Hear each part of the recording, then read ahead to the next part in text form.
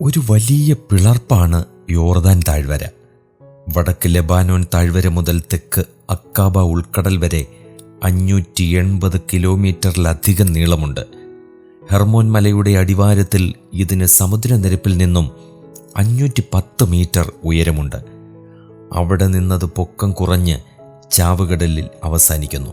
Anti Lebanon ഗിരിനിരയുടെ തെക്കുഭാഗമാണ് Hermon മല.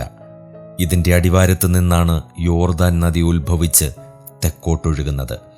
ഇവിടെ നിന്നുത്ഭവിക്കുന്ന അബാനയും പർപ്പരും കിഴക്കോട്ടും litany നദി പടിഞ്ഞാറോട്ടും ഒഴുകുന്നു. യോർദാൻ നദിയുടെ നീളം 333 കിലോമീറ്ററാണ്. ചാവുകടലിൽ പതിക്കുന്നതുവരെ റിജു രേഖയായി കണക്കാക്കിയാൽ യോർദാൻ നദിക്ക് 133 കിലോമീറ്റർ നീളമേയുള്ളൂ.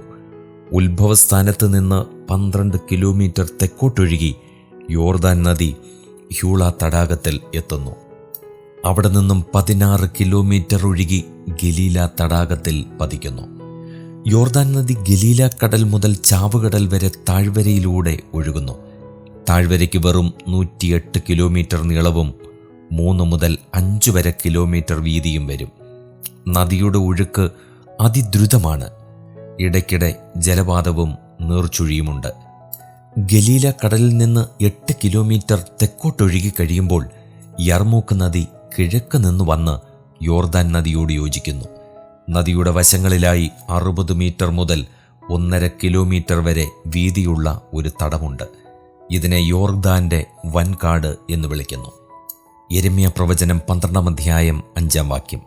കൊയ്ത്തുകാലത്ത് യോർദാൻ കരകവിഞ്ഞൊഴുകും. യോശുവ 3:15. ഇസ്രായേൽ താഴ്വരയുടെ കിഴക്കേ അറ്റത്തും ബേത്ത്ശാൻ ഭാഗത്തും തെക്കുവശത്ത് യെരിഹോ ഭാഗത്തും വെച്ച് യോർദാൻ പിളർപ്പ് ഒരു വിശാല സമതലമായി തീരുന്നു. ഇവിടം കൃഷിക്ക് മെച്ചമാണ്. തന്മൂലം പലസ്തീനിൽ ആദ്യ ജനവാസമുണ്ടായത് ഇവിടെയാണെന്ന് കരുതപ്പെടുന്നു. യോർദാൻ അരികെയുള്ള പ്രദേശമൊക്കെയും നീരോട്ടമുള്ളതും യഹോവയുടെ തോട്ടം പോലെയും മിസ്രയീം ദേശം പോലെയും ഉള്ളതാണെന്ന് ലോത്ത് പറയുന്നുണ്ടല്ലോ. ഉൽപ്പത്തി 13-ാം അധ്യായം 10-ാം വാക്യം. ഗലീല കടലിനും ചാവുകടലിനും മധ്യേ യോർദാൻ നദിയോട് പല പോഷക നദികളും ചേരുന്നുണ്ട്. കിഴക്കുഭാഗത്ത് യോർദാനോട് ചേരുന്ന പോഷക നദികളാണ് യർമൂക്ക്, ജലൂദ്, ജൂറം, ജാബിസ്, കഫ്രിൻചെ, റജീബ്, യബ്ബോക്ക് എന്നിവ. ഫറാഹ് എന്ന പോഷക നദി പടിഞ്ഞാറ് ഭാഗത്ത് യോർദാനോട് യോജിക്കുന്നു. 12ഓളം തോടുകളും യോർദാനോട് ചേരുന്നുണ്ട്. യോർദാൻ നദി ചാവുകടലിൽ പതിക്കുന്നു. ചാവുകടലിൻ്റെ തെക്കുഭാഗം മുതൽ യോർദാൻ താഴ്വരയെ എൽ അരാബ എന്ന് വിളിക്കുന്നു. ഇവിടം മണൽക്കാടാണ്. ചാവുകടലിൽ നിന്ന് 45 കിലോമീറ്റർ തെക്കുള്ള ഫെയ്നാൻ എന്ന വിശാലമായ പ്രദേശം കൃഷിക്കുപയുക്തമാണ്. കനാൻ യാത്രാമധ്യേ ഇസ്രായേൽ താവളമടിച്ച പൂനോൻ സംഖ്യ 33-42 ഇതായിരിക്കണം. ഖനന കേന്ദ്രങ്ങളുടെയും ഉരുക്കു ചൂളകളുടെയും ഒരു പരമ്പര തന്നെ ഈ പ്രദേശത്തുണ്ട്. കല്ല് ഇരുമ്പായിരിക്കുന്നതും മലകളിൽ നിന്ന് താമ്രം വെട്ടിയെടുക്കുന്നതുമായ ദേശമെന്ന് ആവർത്തനം 8-9 കാണാം. ശലോമോന്റെ കാലത്ത് ഇരുമ്പും ചെമ്പും ശുദ്ധി ചെയ്തെടുക്കുവാൻ ഇവിടെ ശുദ്ധീകരണശാലകൾ സ്ഥാപിച്ചു. യെസിയോൻ ഗേബറിൽ നിന്നും തർശീസിലേക്ക് കച്ചവട കപ്പലുകൾ പൊയ്ക്കൊണ്ടിരുന്നു.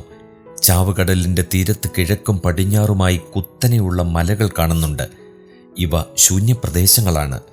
പടിഞ്ഞാറുള്ള മലകൾക്ക് 770 മീറ്ററും കിഴക്കൻ മലകൾക്ക് 920 മീറ്ററും പൊക്കമുണ്ട്.